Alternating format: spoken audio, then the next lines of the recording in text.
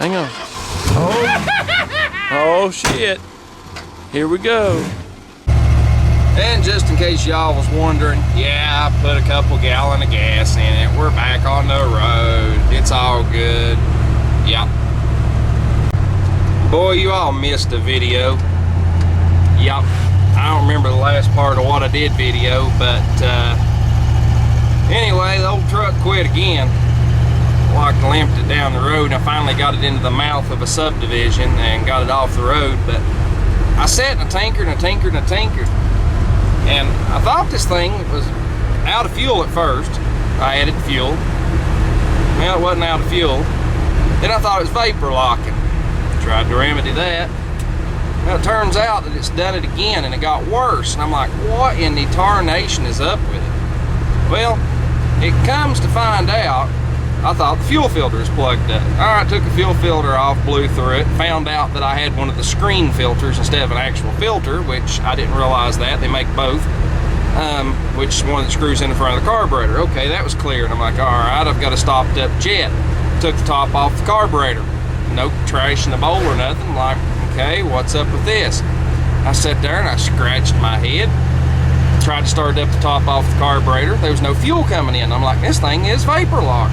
Took the fuel line off right at the front of the carburetor, turned it over, gas shot everywhere. I'm like, what in the tarnation? And I had the needle out of the seat. I had to float out of the carburetor, the whole 9 yards. I'm like, what? And then it went, oh, you idiot. On the bottom of the seat, when you unscrew it, there's this little fine brass filter that sticks up in it. It's a screen that sticks up in it. And I got to thinking, well, that thing must be stopped up. Sure as the world, it was stopped up, and I cleaned it out and all's good. So that was my problem.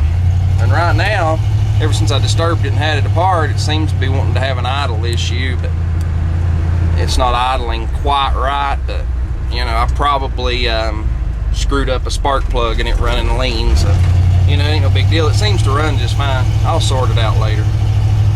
It's not hurting anything, it's running. Of course, today says one an end to this video, so here's the end. Truck's back, parked it in a new dead spot in the grass. Somebody needs to buy, needs to go. Yep, needs to go. Somebody needs to bring money and buy, needs to go. Everything here is for sale. Come buy something. There's a heck of a motor. Yep, somebody come buy, needs to go.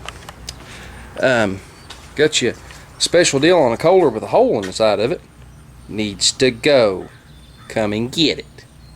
Anyway, we're done. I finally finished everything that needed to be finished. Even cut a little grass with it, can you tell? Bad me. Mounted the battery. Yeah, I know it looks a little funny up here, but you know what? These things tend to rear up anyway. A little extra weight on the front. These things are heavy to beat all anyway. That's like 1/4 inch right there, plate. But anyway, I put the battery up there.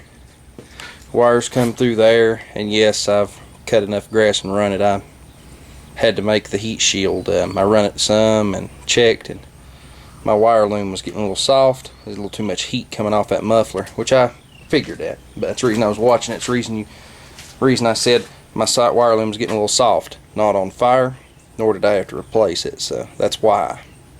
Is because I was watching it very well. But anyway, I made this little guard. No, I didn't paint it. Don't really care. I made that out of a piece of scrap metal and put it on there.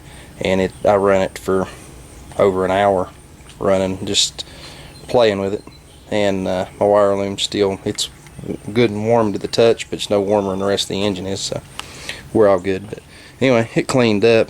It was filthy. I mean, this thing was, honest to God, filthy. As you seen earlier, it looked like it was just looked nasty, which it was. It was freaking nasty. It had old tree crap on it, and it had a bunch of oil from engines in the past, and there's still some down there, as you can see. You know, but it's not from this one. That's the whole point, cleaning it up so you can actually tell that it's not from this one. But anyway, that's it converted, and that's how it goes. I wish that engine could have fit on there, turned the other way, but there's no way to put it on there the other way. I mean, I don't know. The more I think about it, the more I'm sitting here looking at it, the more if it was on her the other way, it would really be back heavy. But I don't know, it just seemed like I ran into a lot of BS trying to retrofit this. Of course, if it had the commercial breather, it come up to the top and a pull start. Believe it or not, they made these in pull start. This model here would have had that engine and a pull starter on it, recoil start. So, you know, if I had done all that, this, that, and the other, I wouldn't have had near the problem than I had trying to use the electric start. But to be honest with you, I could have put recoil start on it. It would not have been that big of a deal. But who in the heck wants to try to start a 23 horse V-twin pulling on it? Not me. Not when it has a perfectly good starter already on it. Yeah.